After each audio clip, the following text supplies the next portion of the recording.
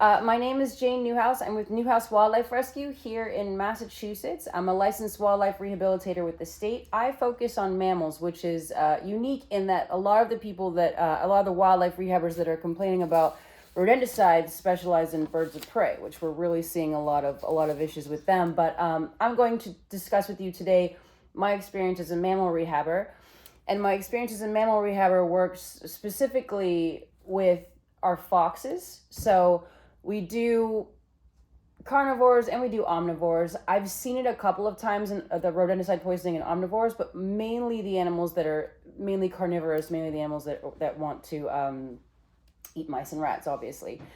We have rehabilitated 65 foxes since 2022. And so my experience with rodenticide has been mainly with these foxes. So when I first started rehabbing in Massachusetts about 6 years ago, we had a RAM conference, and rodenticide is so prevalent in the rehab community that they were teaching us how to test animals to see if they were potentially dealing with secondary rodenticide poisoning. Basically what they have us do, what they've told us to do, and this is Tufts Wildlife Clinic at a RAM conference, which is Wildlife Rehabilitators Association of Massachusetts specifically, is to draw their blood. So on all 66 foxes that I took in since 2022, I drew their blood. And basically, this is a video that shows you what we do. So we draw about 0.5 to 1 cc of their blood, and we put it in a regular container. Sometimes it's a red top tube, but something that doesn't have any anticoagulants or any clotting accelerators in there. And then we just time it. Okay, so a healthy fox is going to take 2 to 5 minutes to clot. And I've had some, usually if they're going to clot well, it's within 2 minutes that it's solid, you know. Unfortunately, for most of the foxes that we see, we're 5, 10, 20 minutes later, our blood is pure liquid. Wildlife rehabbers in Massachusetts see it so frequently that Tufts Wildlife Medicine was telling us how to identify it in certain animals. So this is a bird of prey. Birds of prey tend to bleed out peripherally. So they tell you to watch out for their skin. Look at their skin. You can see all the bruising. So that's usually indicative of rodenticide poisoning. So you will look at these animals. I triage the birds of prey. I don't fully rehab them, but I triage for other federally permitted rehabbers. So you see all the bruising on this tiny little owl, and this owl tested positive for rodenticide poisoning. So what's happening is these birds of prey are bleeding out peripherally. The foxes that I take care of, they bleed out abdominally. And we know this because we've seen enough cases that we know exactly how they bleed out. I still thought that, birds of prey, I mean, they weigh like maybe a kilo. A red-tailed hawk's pretty big, as far as birds of prey go, maybe a kilo. I mean, they're probably seeing it more in them because they weigh less. So how much am I really going to see of it? I was pretty ignorant to it when I first started, guys. I'll be honest with you. My goal is to save them. I don't care if it's rat poison or if they're anemic or if they're suffering from hypothermia or whatever the issue is. When you're trying to save an animal, the quicker you get to the correct diagnosis, the quicker you can save the animal. So the only thing that was of interest to me and the veterinarians that I work with and the other rehabbers that I work with is trying to get the correct diagnosis, because I can call it rat poison all day, but if I'm wrong, the animal's still going to die. The first fox that really struck me, and it's hard not to get emotional about this, and I know that you want to see a very logistical explanation for this, okay? But wildlife rehabbers, we are your boots on the ground people. We are the people that are being called, okay? Because when an animal is poisoned, they're not calling the pesticide company, they're calling us. They're calling your 200 plus wildlife rehabilitators. They're calling one of your 4 wildlife clinics in the state. That's who's being called to save these animals. So if you really want to know what's going on, no one from the pesticide, anyone that sells pesticides has called me to ask me, hey, what are you seeing? But I'm going to tell you definitively, this is the first fox I dealt with rodenticide poisoning, by far the worst I ever saw. He's 4 months old. It says 4 years. I don't understand why on the, it doesn't really matter. I guess it matters because he was much younger, which makes it sadder. But the reality of it is the Brodificum result is quite high. And we're looking at logistically numbers on a piece of paper, which I understand is what you want to see. What I'll also tell you that I saw was a very young fox that I could not save. That I drew his blood and it never clotted. It never clotted. 4 hours later when he died, which was a horrific death to witness, this animal screamed when it took its last breath. Its blood was still liquid. I handed it to the vet and I said, wildlife rehabbers, James mentioned we don't have a whole lot of money. We don't. It cost me $400 to have this animal necropsied and have this sent out.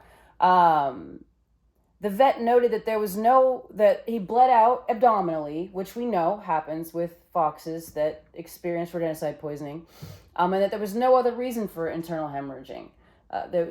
And clearly we have high levels of vertificum, so this is a clear, undeniable case of rodenticide poisoning. What I want to talk to you about is what I'm seeing more frequently, which is secondary effects. So this is a picture of a family, actually. So the father's in the middle. You can see he actually looks a little bit healthier. His blood clotted normally. They were found around a barn. There's 2 sons.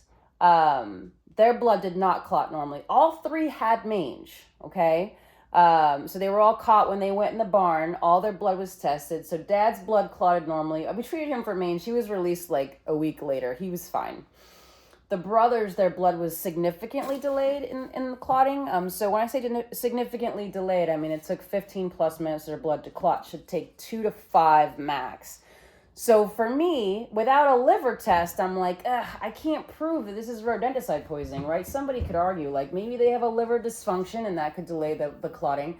But an interesting thing with this group is I caught the sister much later. We knew there was one more to catch. We finally caught her. It was not much later. It was about a week later.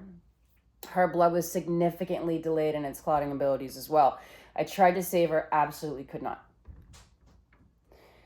Did run a test on her, which was really helpful because I had 2 that were alive that I couldn't take liver samples on because I obviously don't want to put them through it. But we see a clear bromadiolone detection on her. Now, she didn't die from bleeding out. But I know that she had enough in her system to slow her blood from clotting. Now, you're probably saying, okay, well, she had some exposure, but clearly it didn't kill her. I wouldn't say clearly. This is the side effects of warfarin, guys. And this is the research that I did in trying to save these animals. Warfarin is a 1st generation rodenticide. These animals are testing positive for 2nd generation, which we all know is far more deadly to them. If you're a human being that's taking prescribed 1st generation rodenticides, which would be warfarin, here's all your side effects. With a doctor watching over you to make sure you're okay, here's all your side effects that you can expect to deal with without it killing you. Fetal warfarin syndrome is a thing. People who are in their 1st trimester of pregnancy can't even take a 1st generation rodenticide at a prescription level because it can cause intellectual disability, low birth weight, deafness, small head size, malformed bones, cartilage, and joints. But our wildlife's getting 2nd generation rodenticide. We have no idea how it's affecting our pregnant foxes or our owls or our hawks. But we do know that a human couldn't even take the lesser amount without feeling effects. Dr. Laurel Series in California has done a study, and I understand that you mentioned that you really want to see studies done in Massachusetts, but I will tell you that mammals in Massachusetts chemically work the same. Mammals all across the United States respond to rat poison the same. There's not a different rat poison for Massachusetts than there is for California. There are not different bobcats. Bobcats are treated the same in rehab in California as they are in Massachusetts. Laurel Series actually was able to prove that rodenticide affected these bobcats in such a way without, in her test, it wasn't even affecting their clotting ability, but she was getting liver samples and they were testing positive. It was affecting their immune system to such a degree that they were more prone to mange. Okay, so these animals, it was making their immune system not respond in ways that it should and then over-respond in other ways. I found this very interesting in treating mangy foxes in Massachusetts. These are 3 foxes that are currently in my care. All 3 had very delayed blood clotting. They are all still here, okay? Significantly delayed, guys. Vitamin K isn't cutting it for a lot of rehabbers because vitamin K takes 2 to 3 days to work. What I was finding with these foxes is the amount of delay they had proportionately told me their chances of survival. So if their delay was less than 10 minutes, I had a pretty good chance of saving them with just vitamin K. If their delay was more than 10 minutes, they typically died until we started doing plasma transfusions, which cost us $250 per pop per fox. And a lot of wildlife clinics are doing blood transfusions on foxes all around the country, and also blood transfusions on our bald eagles and other birds that are suffering from rodenticide poisoning. This is happening in Massachusetts and all over the U.S. This owl on the left, the parents died from rodenticide poisoning. Wildlife rehabbers were able to save the baby owl with vitamin K. And the interesting thing too is there could be an argument that these animals don't have rodenticide poisoning and maybe there's some other reason their blood's so delayed and clotting. But the reality of it is when we do the vitamin K or the plasma transfusions, all of a sudden these animals are clotting properly. And I found with these foxes, I have to treat them with vitamin K for 6 weeks. If I stop, their blood stops clotting properly again. So it's really hard to argue that this is anything other than rodenticide poisoning. As we all know, it depletes the body of vitamin K. These are horrific, and I could have loaded this entire presentation up with animals bleeding to death. I told you I triage birds of prey. I do not rehab them, but I send them to other rehabbers that deal with them. And I will tell you the amount of phone calls I've received with rehabbers bawling their eyes out after listening to birds of prey in Massachusetts choking on their own blood from rodenticide poisoning is so sad. And I will tell you that you have in your possession over 60 cases that Cape Ann Wildlife has sent you, along with 6 full necropsies that prove that birds are testing positive for rodenticide poisoning. Tufts Wildlife Clinic has done tests for years, starting in 2006, okay? In 2006, they tested a lot of birds of prey, and 86% of our birds of prey were positive for rodenticide poisoning. 2012 to 2016, 96% of our birds of prey were positive for rodenticide poisoning, and 66% of those birds were positive for more than one. 2017 to 2019, our birds of prey, 100% in this test by Dr. Murray tested positive for rodenticide poisoning. 100%. 91% of them tested positive for 2 to 4 different kinds of rodenticide poisoning. This information has been out there, guys, for years now. We're 2024. This was released in 2019. Since 2021, at least 2 bald eagles have died from rat poison. I believe the number is actually closer to 4, though, for whatever reason. I can't find MK's necropsy results. One of you was asking about the amount of pesticide usage in Massachusetts. In 2023 has not been released yet, but 2022, Massachusetts used 536,000 pounds of escars. That's a lot of poison. I'm frustrated in the name rodenticide poisoning because rodenticide poisoning depletes the body of vitamin K, but the word makes it sound like it just hurts rodents. But the reality of it is all mammals and birds need vitamin K. It's essential to the clotting process, which means that any bird or mammal that has exposure to this stuff is having trouble clotting. There's even studies on how it affects amphibians. I understand that MDAR has limited resources. I'm frustrated that you're still asking to have those samples, because I'm aware of a skunk that was turned in that I believe was found in Arlington or Lexington that took 3 months to get results on. I've personally put in $4,000 into testing, and I can get my test results in 2 weeks. I understand you guys have limited resources, but if you do, and the plan is to actually get these answers in time to save some lives, then we need to be allowing these renowned, we're getting tests from IDEX, from Kansas State University. These are not labs in someone's basement. These are legit licensed laboratories. They're not lying about results. I don't understand why this must be done in a Massachusetts facility.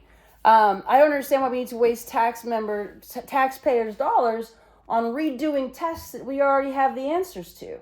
Tufts Wildlife Clinic has already put in significant amount of money to tell you guys it's 100% of our birds of prey are being exposed. I called my my general practitioner and I asked him how much poison was safe for me to ingest, and he told me I might need a therapist. He didn't understand why I was asking, because clearly everybody knows that there is no amount of poison that is safe to ingest. So what I'm telling you, the Pest Control Board of Massachusetts, is that you've had multiple bald eagles, which are protected animals in the state of Massachusetts, that have been proven that have died from rat poison. You've had skunks. I don't even know if you're aware of this. Multiple times per year, I'm getting skunks out of bait boxes whose heads are stuck in there. They're dying. I had to treat a skunk for rodenticide poisoning, and I got sprayed in the eye, and that was not fun. But at the same point in time, I'm not going to let this animal go because I feel a responsibility, because he didn't do that to himself. Tested a fisher this year whose blood wouldn't clot. Thing was probably 3 or 4 months old. Just a baby, guys. Just a baby. That one had to be treated for rodenticide poisoning too. This is 6 weeks. 6 weeks of treatment because it stays in their liver for a long time.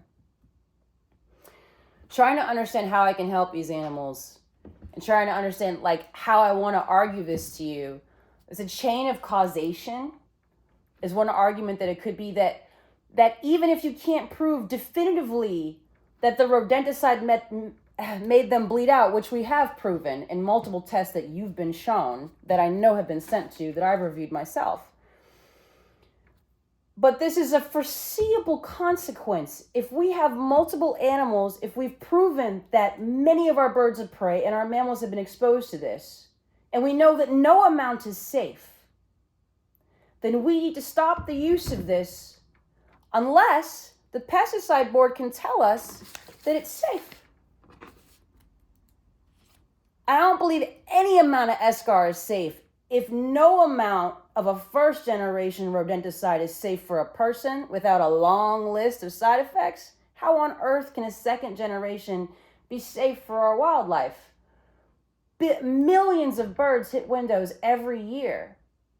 If we have a hawk hit a window that doesn't survive because of a brain bleed, I have to ask you, I wonder, if that hawk also tested positive for rodenticide poisoning, would that hawk potentially have survived if its blood was clotting properly?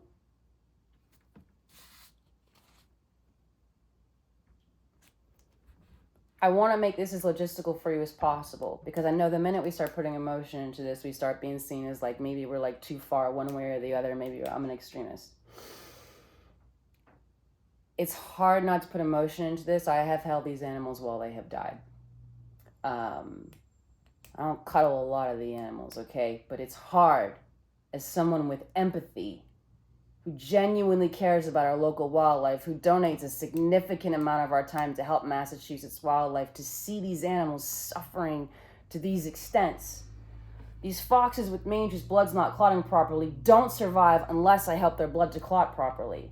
I've done 65 of them. I'm telling you, I'm begging you. This is October 29th, 2024, and there are 10 of you that I am begging to hear me. And all of your wildlife clinics have been saying this. All of them. We're all licensed with the state. These are licensed veterinarians that are telling you, this is serious. I am begging you to please help these animals. And if you don't care about the animals, your average fox eats 1,800 mice per year. Your average great horned owl eats like 2,000.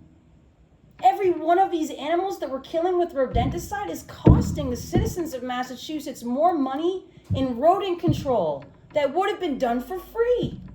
Even if you don't care about the animals, if your only goal is rodent control, why on earth would we allow the killing of the animals that are helping us regulate the rodent population? I sincerely appreciate you letting me speak, and I hope so much that my words have been heard and that you will talk to the other wildlife clinics, because consistently along the board, any wildlife rehab or any wildlife clinic, you will not find one anywhere in Massachusetts or anywhere around the United States that will tell you that these eschars aren't killing our wildlife. But you guys are in a position where you can do something about it. And I really, really hope that you will.